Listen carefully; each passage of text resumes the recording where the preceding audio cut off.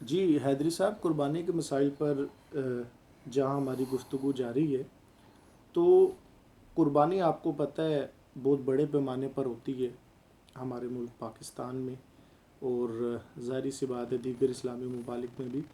تو اس میں جو قصاب حضرات ہیں نا، ان کی بعض اوقات بڑی دقت پیش آتی ہے دستیابی کے حوالے سے. تو ایک بڑا ہی اہم سوال میں آپ سے پوچھنا چاہوں گا، وہ یہ کہ کیا کوئی غیر مسلم قصاب جانور کو حلال یا ذبح کر سکتا ہے؟ جی، غیر مسلم اگر ذبح کرے گا تو اس کا ذبیحہ جائز نہیں ہے. اچھا جی.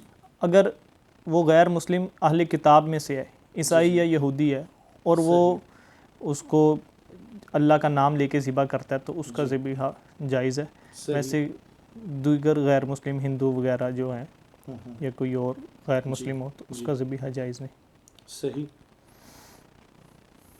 اچھا، اسی سے جڑا ہوا ایک اور سوال اچانک میرے ذہن میں ہے، وہ بھی اپنی جگہ بے حد اہمیت کا حامل ہے کہ کیا قربانی کا گوشت غیر مسلم افراد کو دیا جا سکتا ہے؟ جی ہاں، دیا جا سکتا ہے.